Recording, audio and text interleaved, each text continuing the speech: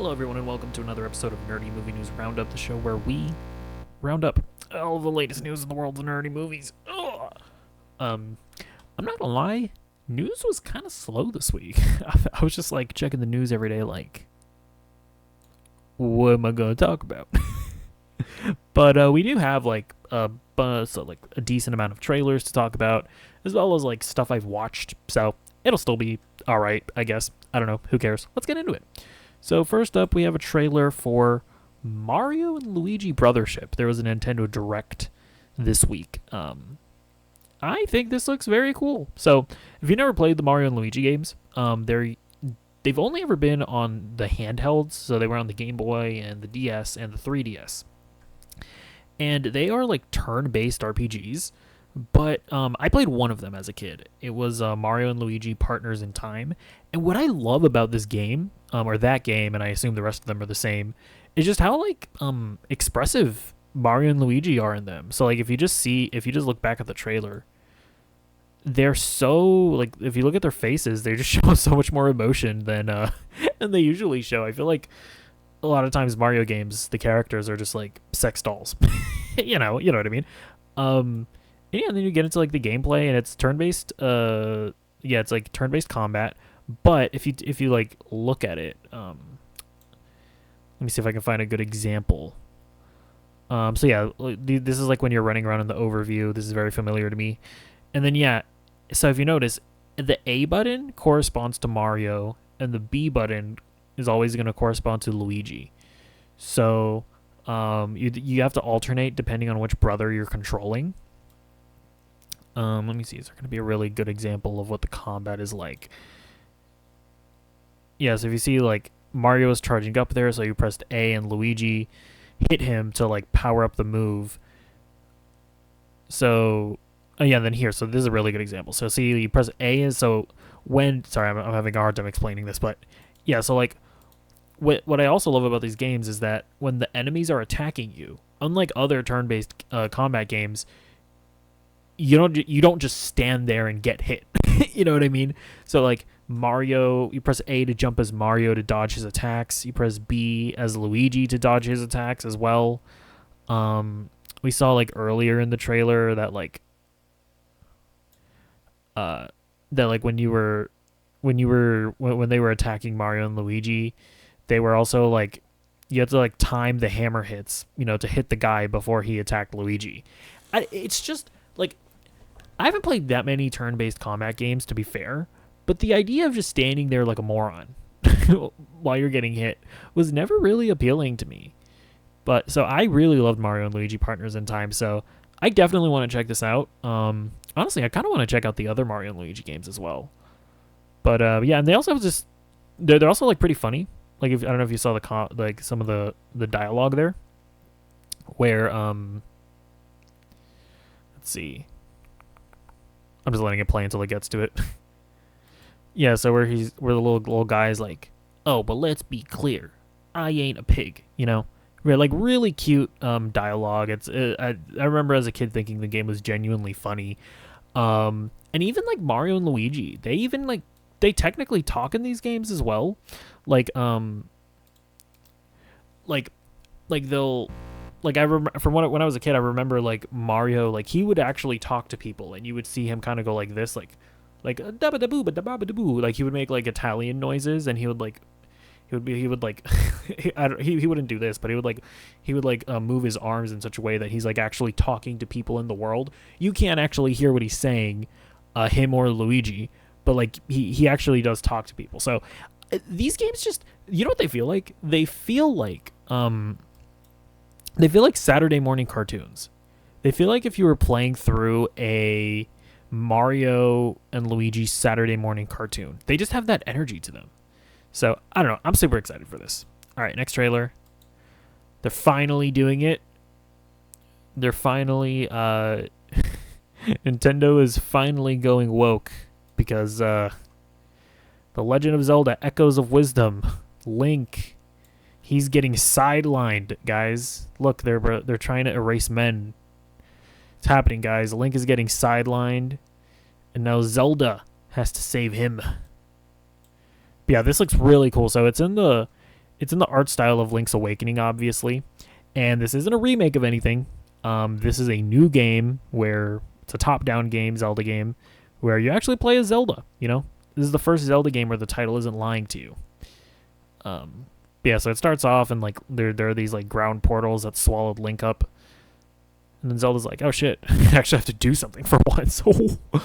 That's not true. She's done things in other games, right? Ocarina of Time, she was like Sheik or whatever. Technically in Tears of the Kingdom, she did things in the past, and then she became a dragon, so she was not doing anything for like 100 years or whatever. But dude, this game looks sick. So yeah, you're playing as Zelda, obviously, and look how cute she is. It looks like you're gonna be like running around in a little hood. Look at her. How adorable. But like I guess the main thing about this is that, so if you see here, Zelda learned if you look at what it said there, she learned the table echo. So apparently there are going to be these things called echoes in this game, which are physical items in the world that you're able to create. So like if you see a table when it's sparkling like that, it looks like you're going to be able to learn it. And then you can literally spawn it in the world whenever you want. At least that's what they said. Like, so when there's like a thing that you can't get over, apparently you're just in Minecraft creative mode and you can just spawn a bunch of tables to climb up.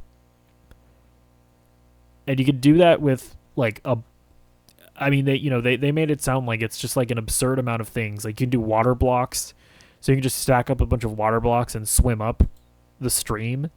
It looks insane.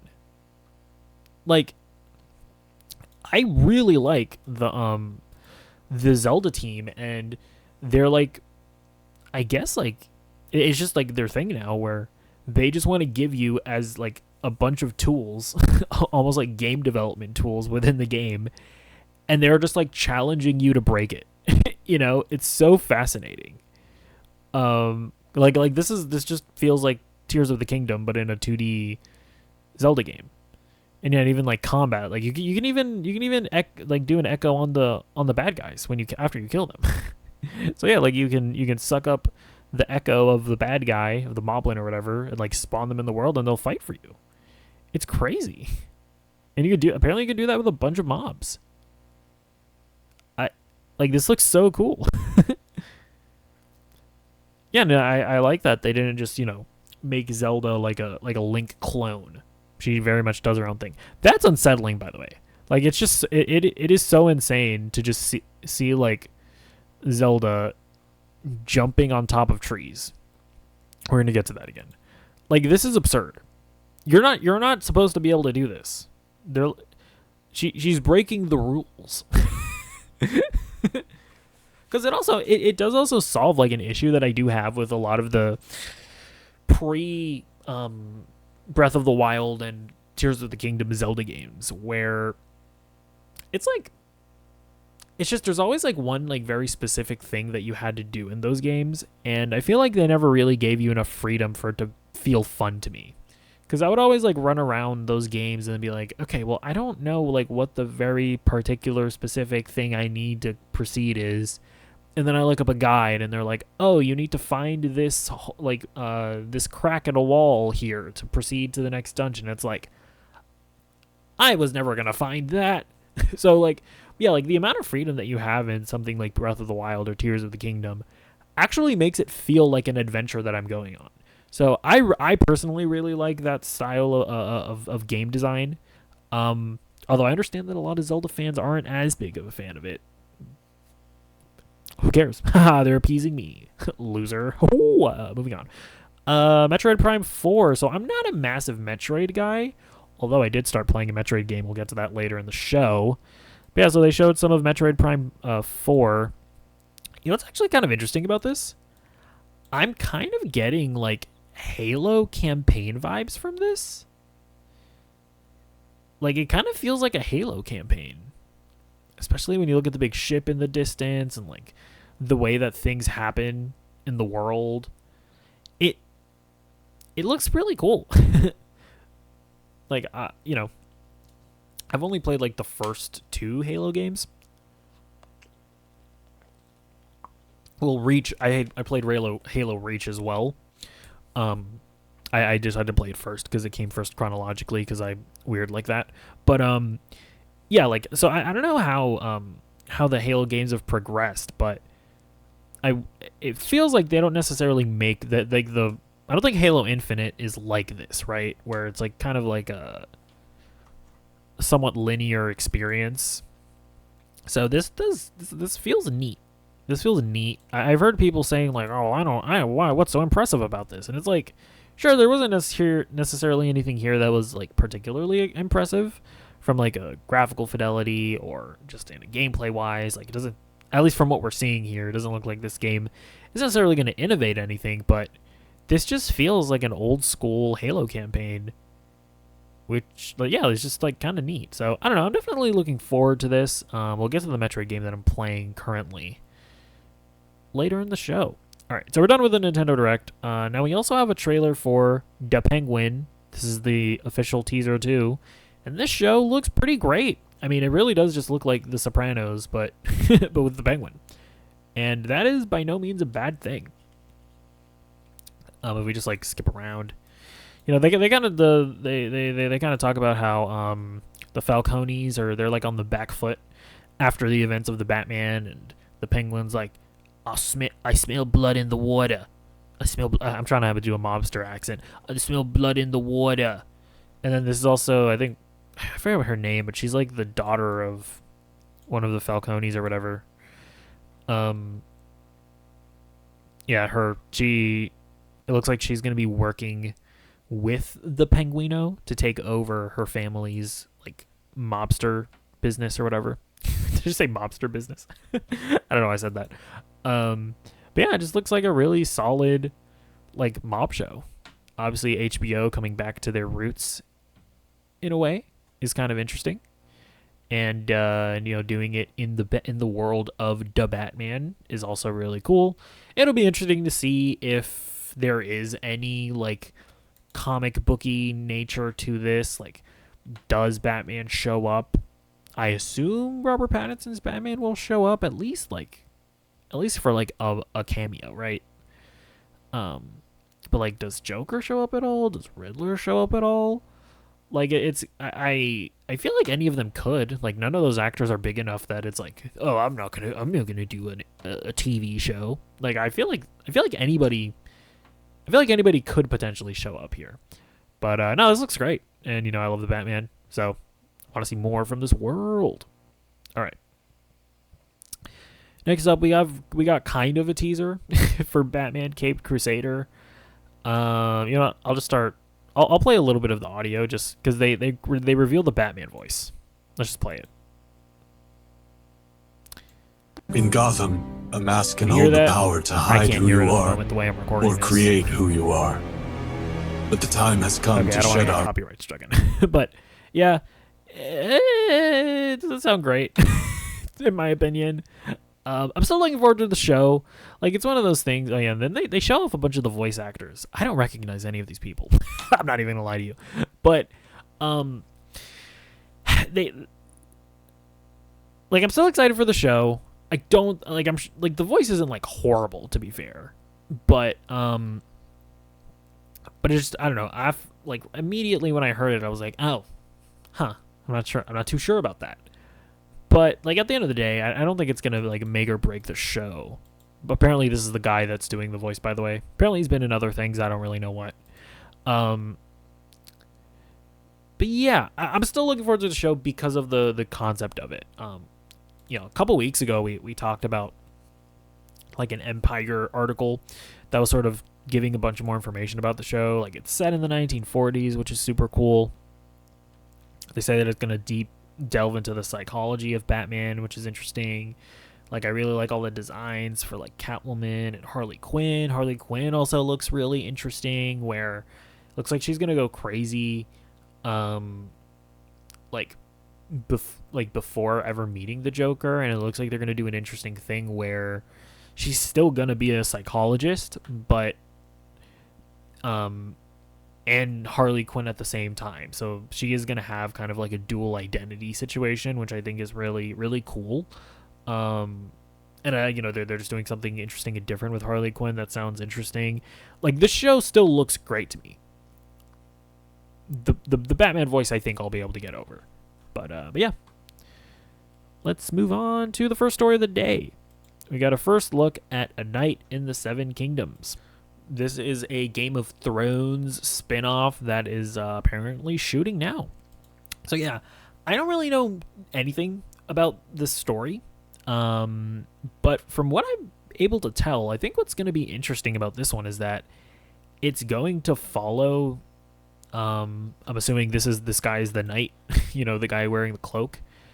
It's going to be like the first Game of Thrones story that's going to have like one central protagonist, I guess. At least that's what it seems like. I could be wrong. And I think he's also going to have like a companion.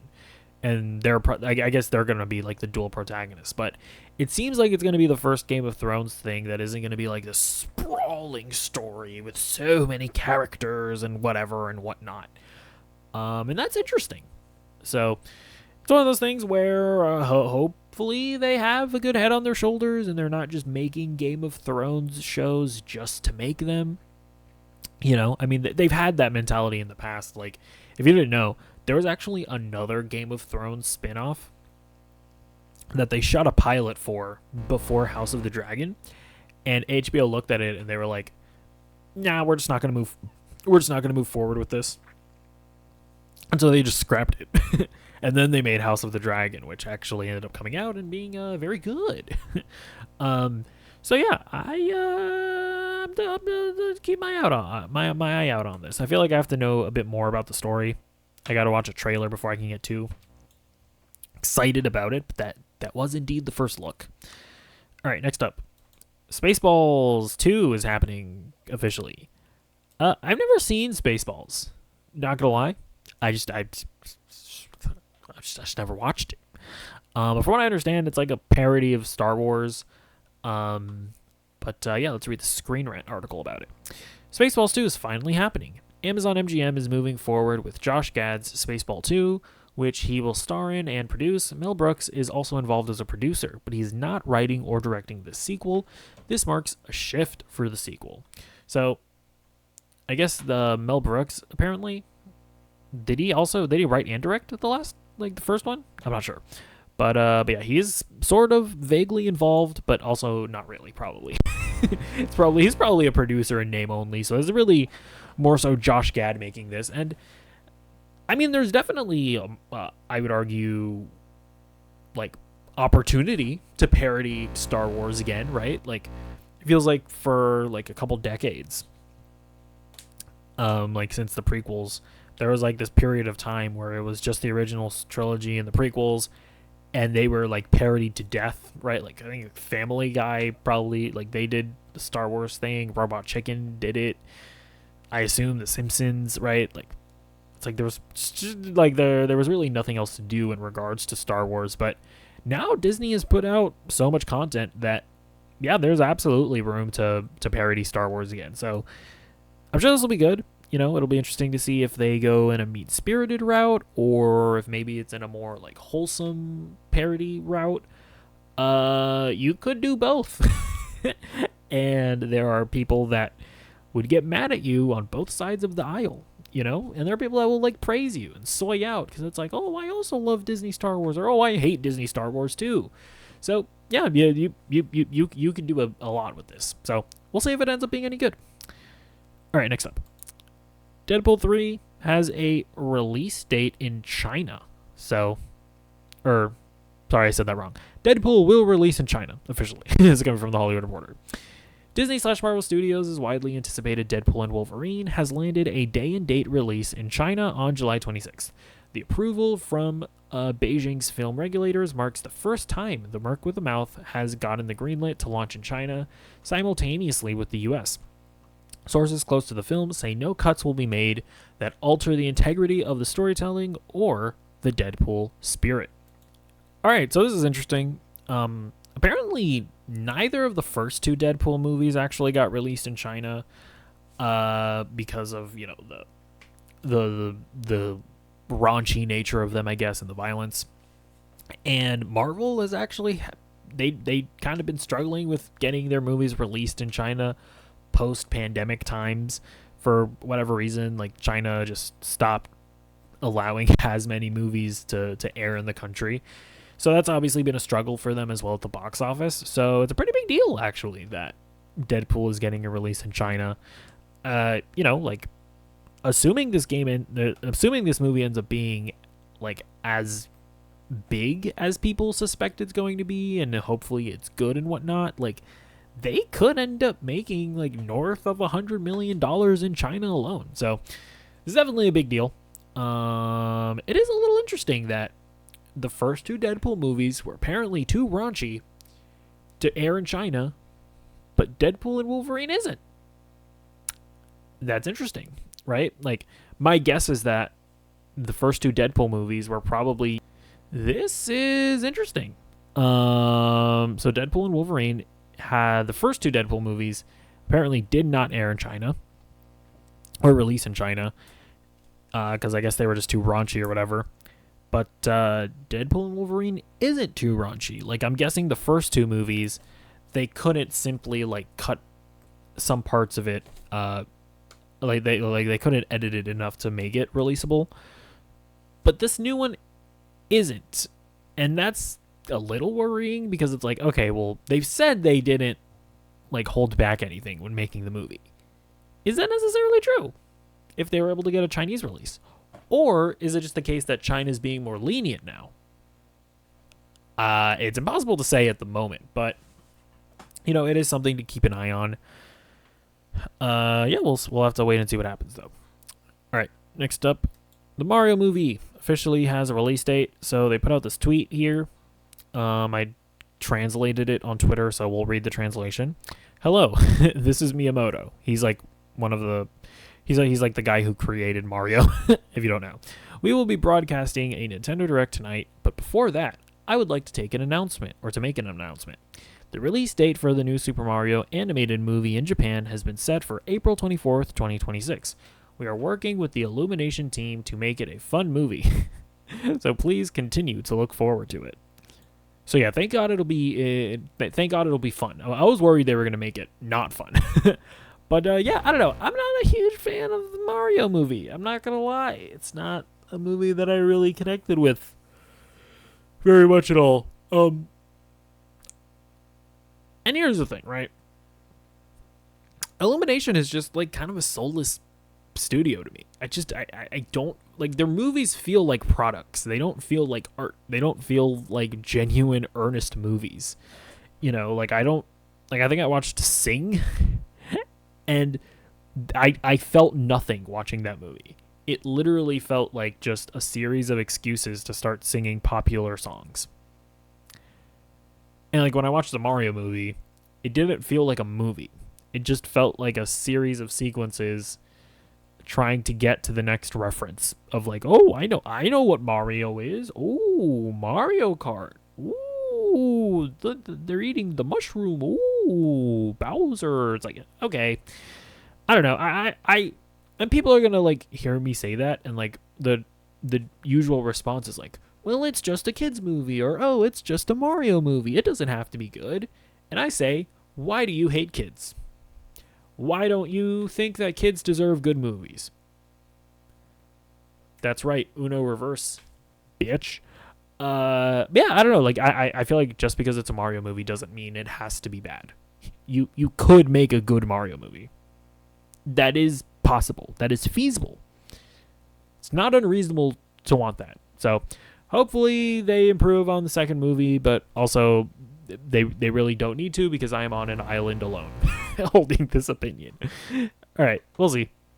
Next up, Dr. Strangu is officially going to be in Avengers 5. This is Benedict Cumberbatch. I kind of let it slip in a video. Let's play that now. I'm very much looking forward to Avengers next year, which is cooking up a storm. So yeah, very cute. He kind of just like said it. Although I guess it's not like the biggest news in the world.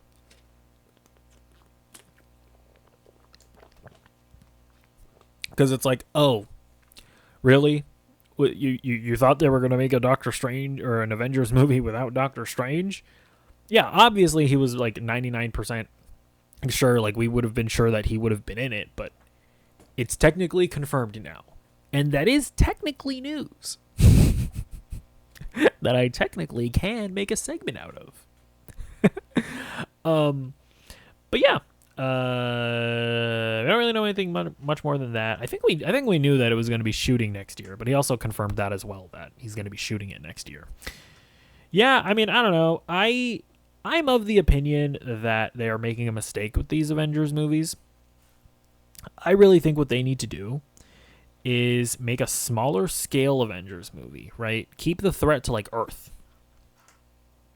Keep the threat to one universe. Don't go into the multiverse just yet. And just establish a new core team of Avengers.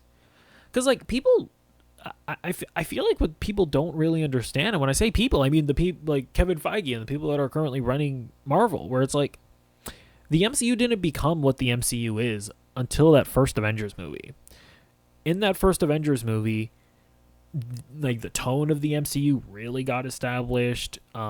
Iron Man and Captain America really became the faces of the MCU, and that like hype is what then eventually led to like Thor and and a bunch of other characters like having even some more successful solo movies. It's like the problem is that they got to Endgame. Well, to be fair, the biggest problem is that the movies did get worse. That is fair to say. But sure, fair. But also they like molested us with too much Disney Plus content. Okay, all that's fair. But another big problem that they did, right, was that they got to Endgame, they finished, they did a send off for the iconic characters, and then they just proceeded forward with new characters without really establishing them as a coherent team in a coherent universe. And then they acted like surprise Pikachu. They did the surprise Pikachu face when people kind of stopped losing interest in the universe as a whole. It's like a big element of that is establishing a new team of Avengers, establishing new relationships that we care about. And the fact that they're just jumping into Avengers 5 and they're saying that it's going to have like 50 plus characters or whatever, and that it's not going to focus on a core group of characters, and that a whole bunch of different characters are going to all be like core characters. It's just like, I don't know, it just seems like a mistake to try to do another Infinity War when Infinity War mostly works because we already cared about those characters. And one of the problems with the MCU is that people kind of don't care about the new characters. So I don't know. We'll see. I could be wrong. Hopefully I'm wrong. But I kind of don't think I will be, if I'm being perfectly honest with you. All right. Last story of the day. Chris Pratt, the Pratt man himself. James Gunn posted a picture of him on the Superman set. So, yeah, James Gunn posted this picture here. And if you can't see Chris Pratt, let's do a little bit of a enhance. Zoom in. Zoom in. Enhance. Do you see him there? He's like sitting in a little hat. They're like looking at a screen or something. Yeah, the screen here. Yeah, because like Chris Pratt is just casually on the Superman set, and the big question is he actually playing somebody, or is he just there to visit his friend and show support? I don't think he's gonna be in the movie. I'm just gonna say I don't think he's gonna be in the movie. I think that Chris Pratt is gonna be in the DCU. I think he's more or less confirmed that. But I think by the time he's in the DCU, I think it will be in a fairly large role. And the fact that they haven't said that he's going to be in Superman Legacy yet, and that we don't really have any indication of who he could play, the movie's so crowded already. I mean, he still could play a big character that just kind of pops up in Superman, I guess, and does a cameo and then goes off to do bigger and better things. But I don't know. I don't think so. I think there are enough characters in this movie already. I don't even want to think about But who is Chris Pratt going to be in the movie? Yeah, that's my prediction. I'm gonna say no. I think whenever he shows up, it'll be in a more substantial thing, which I just don't think Superman necessarily lends itself to at the moment. So, but yeah, I mean, obviously we could be wrong. I could be wrong about everything. Probably am wrong about everything, if I'm being honest with you. And I am being honest with you, because I'm self-aware. I'm just such a cool guy like that. I don't know what I'm saying. All right, that's it for the news stories. Let's get into what I've been watching / playing. I started playing Horizon Forbidden West. If you don't know, this is a PlayStation game. So here's the thing. I don't actually own a PlayStation. You know what I mean? I'm what you might call poor. What I do sometimes is I'll get a subscription to PlayStation Plus Premium or whatever, and it kind of just lets you stream PlayStation games to your computer. So that's what I've been doing, because I've been meaning to play Horizon Forbidden West, and so I'm doing that now, and it's a pretty fun game. I really like the Horizon games. If you don't know, it's like in a post-apocalyptic world where, you know, it's kind of a mystery, so I don't necessarily want to spoil it. But basically, for some reason, the civilization has crumbled. It's set in like the far future. Civilization has crumbled. Humanity has kind of reverted back to to more like a to like primitive. They've like declined to like a primitive existence where they're kind of living like Native Americans or whatever, and they're hunting things with bows and arrows and stuff like that. But like you see like you see like evidence that you're living in a post-apocalyptic future, because like you see like skyscrapers and you'll see like cars and stuff like that, but humanity just isn't modern. And so it's like a really interesting setup for a world.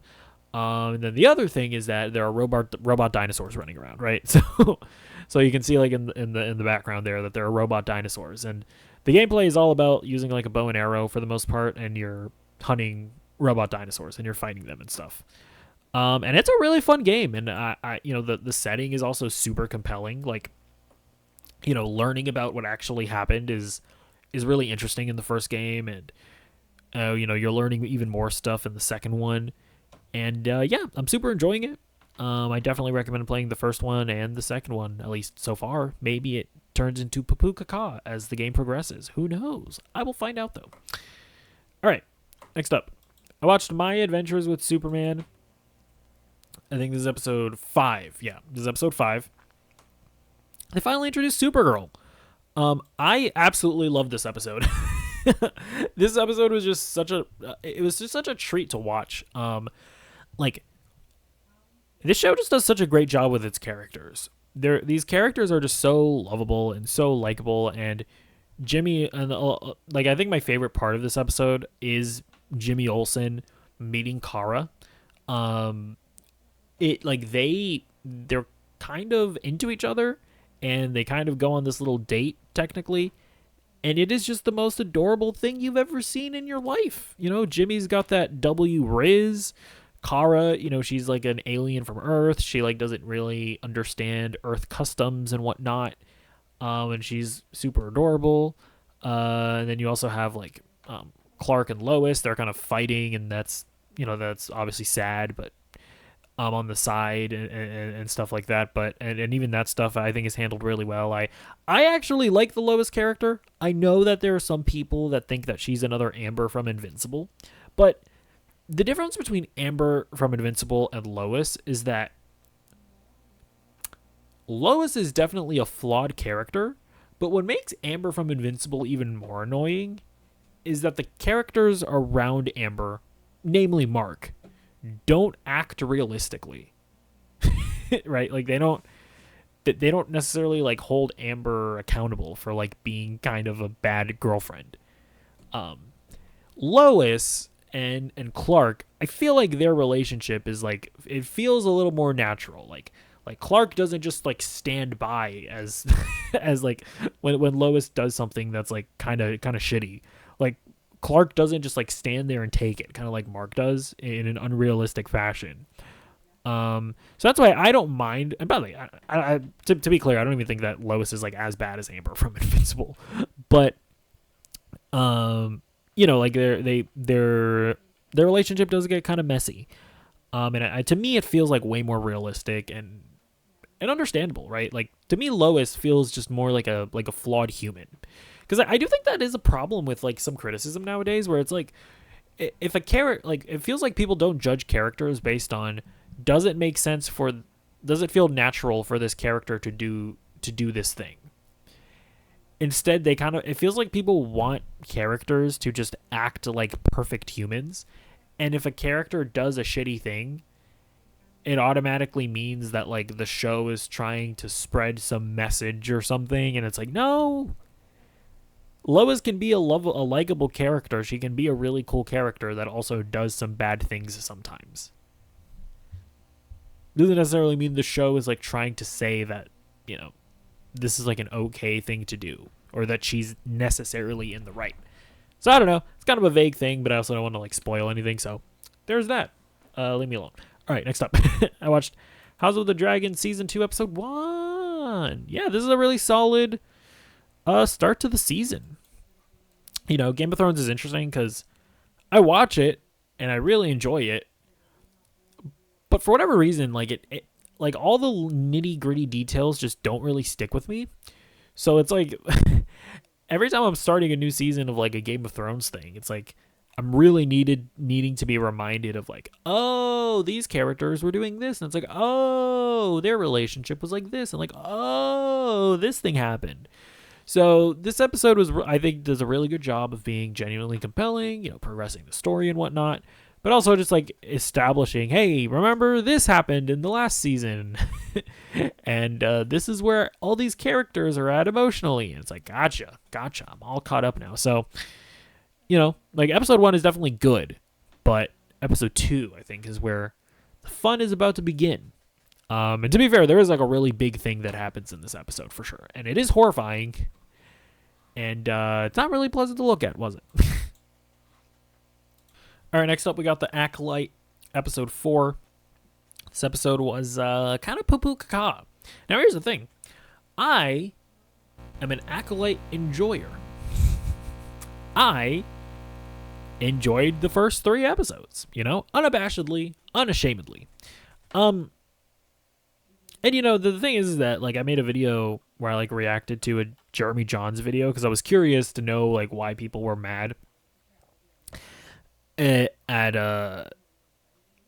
why people were mad at the lore that apparently the show broke. And I just like had disagreements with Jeremy. Like I wasn't like, by the way, like if you want to go check out that video and look at the comments, like they're all coming at my throat, which is fine. I like hate comments don't bother me at all. I don't know. I'm just built different, I guess. But yeah, like it is just funny that like people, like there were literally comments that were like it is literally not possible for someone to enjoy the Acolyte. Like if someone enjoys the Acolyte, they're either a paid off shill or something, or like it's so like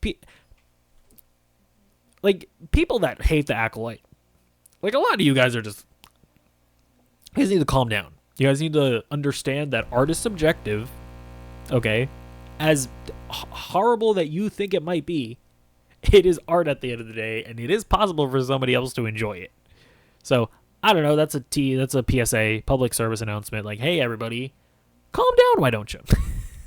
But yeah, episode 4 I thought was really poor, and it's mostly just because of how short it is, and the fact that it ends on a cliffhanger. It's like, who do you think you are? Like, you can't be like a 30-minute episode that's really probably like 25 minutes when you add in all the credits, and then end on a cliffhanger before anything really happens. That's just lame. And so it's like it's just lame. The one neat thing about all this is that right now we're like at a point in time where it's like I'm not really sure like like, where is this all going? You know what I mean? Like, at the end of the day, like who is the bad guy? Because actually, I have a theory, right? Because the people are all like, oh, it's breaking lore because there's a Sith, and the guy from the prequels, he said that we haven't seen the Sith in a long time. And if there's a Sith in the Acolyte, then that breaks that lore. Now, what I think the interesting part about all of this is that what if that guy isn't a Sith? Like, is that possible? Because they've technically broken the rule of two in the past. I feel like, right? Like, the Inquisitors are Sith. Like, what are we saying? Like, have they not literally just gone, rule of two, shmool of two, we need more antagonists, let's invent this Inquisitor thing. Like, they're Sith. So I'm just saying, like, if like Sith-type characters can exist in the Inquisitors, what if this guy maybe isn't technically a Sith, but is just a random guy that, like, kind of is tapping into the dark side of the Force, but isn't, like, a master or an apprentice, really, in, like, the traditional Sith sense? Is that possible? Because that is something that I've been wondering about. But yeah, overall, it's just, I don't know, like again, by the way, when I say that I like the Acolyte as well, I think it's like I don't like ranking things. I think that like numerical scores or whatever are silly, but it's like, I think it's like a 6 out of 10. It's like, I'm just not hating it. I'm like, yeah, this is okay. That's literally my perspective on it. But people are crazy. People are wacky. They're a little bit insane as well. But that's okay. Let me know what you think in the comments down below. All right, next up, I also watched The Boys Season 4, Episode 4. This episode was actually pretty incredible. It's really good. Really strong one. Definitely the best episode of the season, I feel like. Yeah, so this episode had a really interesting theme of, like, facing your past or whatever. You had, like, all of the characters, like, facing the things that they've done in the past. You've had, you know, characters, like, seeking like peace with their demons in the past and stuff like that. And, you know, I don't necessarily want to spoil anything, but I thought it was just very, very strong theme, very well executed on that, right? You have characters like getting revenge on people. You have characters like trying to heal the ills that they've done in the past. And yeah, it all worked really well. I think Anthony Starr's performance in this episode was pretty spectacular. Like, he's going for that Emmy, I feel like. Hopefully they give it to him this year. Even if there are other performances that are better than him, it's like, just give it to him. It's fine. Okay, you've ignored him for so long. Just give him the Emmy already. I don't know, maybe they're going to wait for season 5 or whatever. But yeah, and even like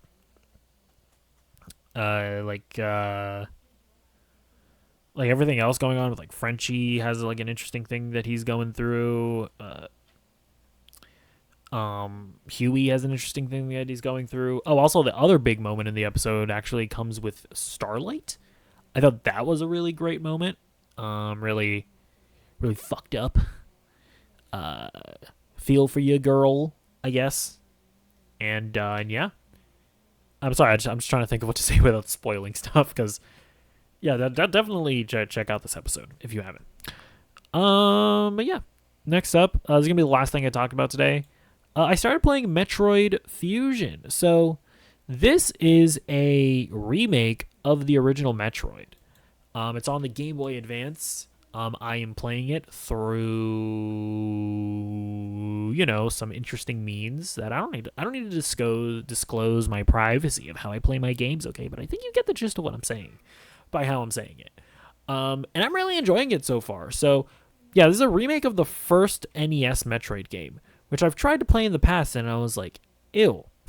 But yeah, but I heard that this is the way that you want to experience it, and so far, I wholeheartedly agree. You know, it was made for the GBA, so it has a really great art style. The gameplay is really good. I will say it's not really like Metroidvania.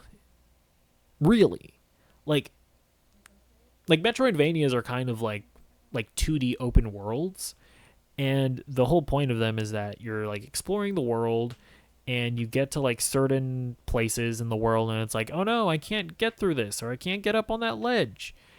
And then you explore the world some more, and eventually you find an ability, and then in your mind you go, oh wait, I have this ability now.